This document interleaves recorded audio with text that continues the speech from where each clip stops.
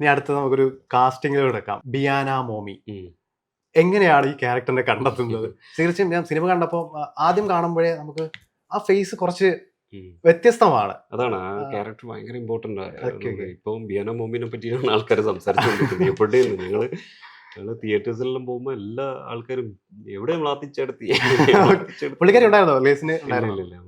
മാം actually മാം എന്ന് വിളിക്കാം, നമ്മൾ ടീച്ചറാണ് ആക്ച്വലി. ഓക്കെ, എവിടുത്തെ കാര്യമാണ്? സ്വദേശം എവിടെയാണ്? ഒരു പ്രൊഫഷണൽ ഒരു ആക്ടറെ അല്ല ആക്ച്വലി. ഓക്കെ, അപ്പൊ എങ്ങനെ കണ്ടെത്തി നിങ്ങള്? ഇതേപോലെ തന്നെ നമുക്ക് ഈ ആർട്ടിസ്റ്റിന്റെ ഇമ്പോർട്ടൻസും അത് പെട്ടെന്ന് കിട്ടണം എന്നുള്ളത് കൊണ്ട് നമ്മളിങ്ങനെ സെർച്ച് ചെയ്തുകൊണ്ടിരുന്നു. ഒരു സമയത്താണ് നമ്മുടെ എൻ്റെ പ്രൊഡ്യൂസർ ജയറാം എന്ന് പറഞ്ഞാൽ, ജയറാമിൻ്റെ ഫ്രണ്ടാണ് ഈ ഒരു ജിതിൻ എന്ന് പറഞ്ഞിട്ട് ഒരു മിലിറ്ററി കേണലാണ്. മൂപ്പര് നാഗാലാൻഡ്. അപ്പം നമുക്ക് ഈ നാഗാലാൻഡ് പരിസരങ്ങളും അല്ലെ മണിപ്പൂർ ഇവിടെയുള്ള ആളത്തിനെ എടുക്കുക എന്നുള്ളൊരു പ്ലാൻ. അത് മലേഷ്യൻ